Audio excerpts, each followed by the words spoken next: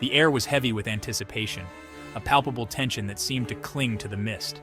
High in the Bavarian Alps, the Berghof, Hitler's mountain retreat, played host to a gathering of historic importance, a meeting that would shape the course of the war. It was late autumn, 1939. The leaves had turned, their fiery hues mirroring the conflagration engulfing Europe, a continent on the brink of chaos.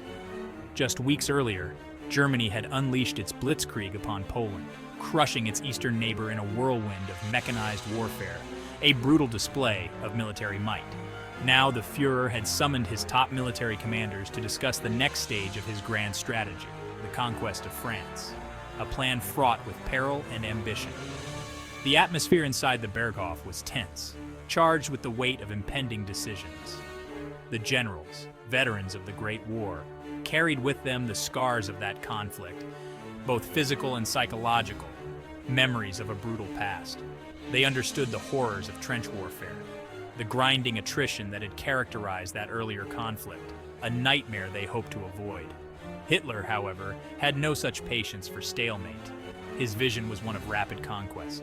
He envisioned a swift, decisive victory, one that would shatter the French army and bring Europe to its knees, altering the balance of power.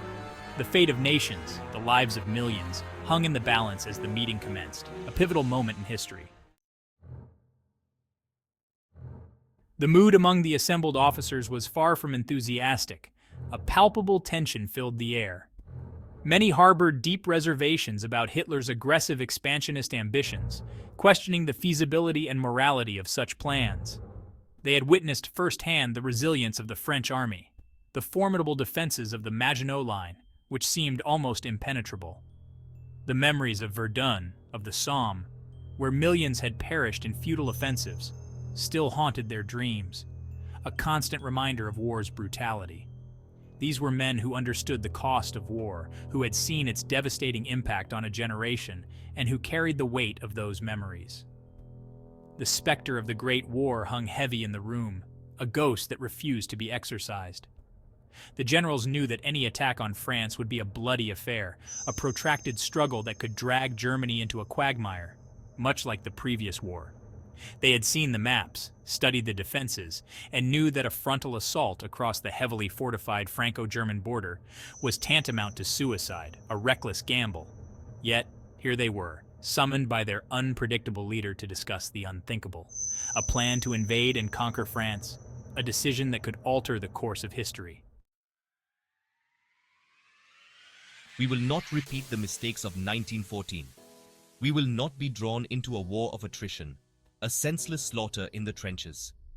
We will strike swiftly, decisively, and we will break the back of the French army before they even know what hit them. Hitler, however, was a man possessed by his own certainty. He had studied the First World War, not on the battlefields, but in the pages of history books. He was convinced that Germany had been betrayed, stabbed in the back by weak politicians and a cowardly populace. He vowed that he would not repeat the mistakes of the past, that he would lead Germany to victory through bold action and unwavering resolve. He paced the room like a caged predator, his voice rising and falling with the intensity of his convictions. The generals, steeped in the doctrines of positional warfare, were aghast. They saw the Ardennes as a death trap, a place where their tanks would be bogged down and their advance would grind to a halt. They argued that a direct assault on the Maginot Line, while costly, offered a better chance of success. Hitler, however, would not be swayed. He dismissed their concerns, arguing that the French would never expect an attack through such difficult terrain. The plan that Hitler unveiled that day was audacious, even reckless. It called for a lightning strike through the Ardennes forest, a heavily wooded and seemingly impassable region in southeastern Belgium. The Ardennes, according to conventional military wisdom, were unsuitable for a large-scale armored offensive. The terrain was too difficult, the roads too narrow, the defenses too strong. As the hours passed, the outlines of Hitler's plan began to take shape. He envisioned a massive armored thrust through the Ardennes, spearheaded by panzer divisions, supported by Luftwaffe air power. The key, he emphasized, was speed. The attack had to be relentless, overwhelming, leaving the French no time to react, no chance to regroup. lightning war. That is how we will defeat them. We will strike like lightning, and our enemies will crumble before us.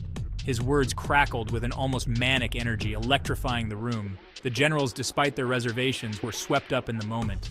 They had never heard their leader speak with such passion, such conviction. On May 10, 1940, Hitler's gamble was put to the test. German forces surged across the borders of Luxembourg, Belgium, and the Netherlands, catching the Allies completely off guard. The attack was swift, brutal, and utterly unexpected. The French, confident in their defenses, had been lulled into a false sense of security. Just as Hitler had predicted, the Ardennes proved to be less of an obstacle than anticipated.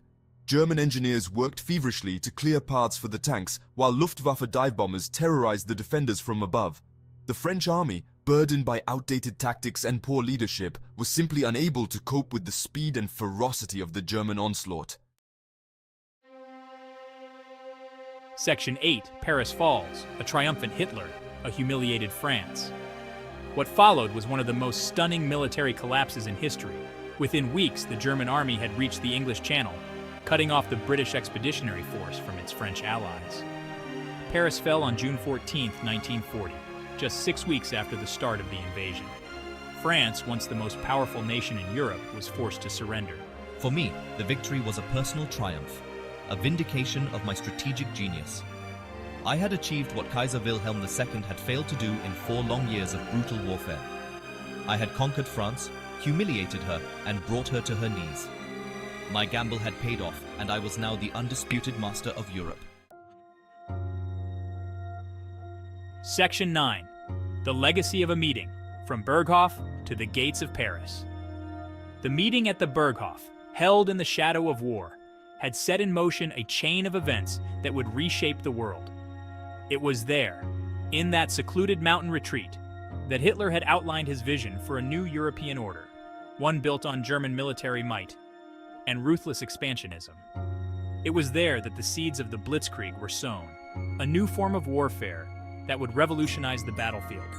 And it was there, in the faces of his generals, that one could see a mix of awe and apprehension.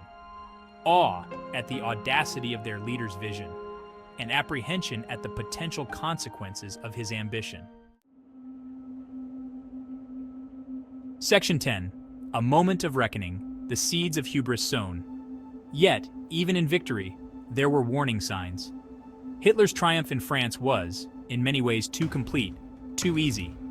It bred a dangerous overconfidence, a belief in German invincibility that would have disastrous consequences in the years to come.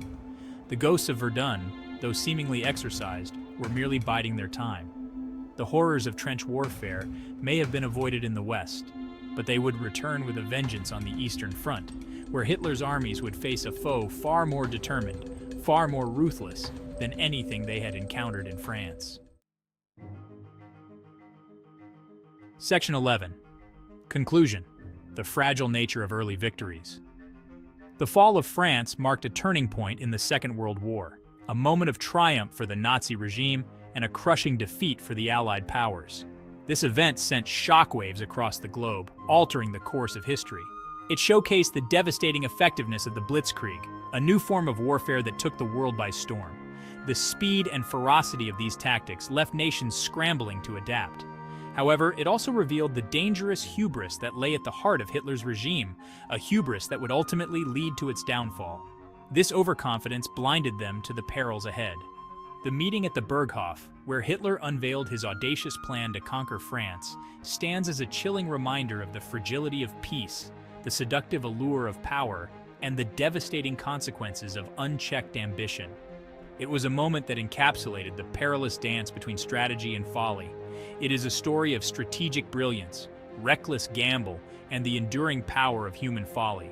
The decisions made in those rooms would echo through the decades, and it is a story that continues to resonate today as we grapple with the legacies of war and the enduring quest for peace in an increasingly uncertain world.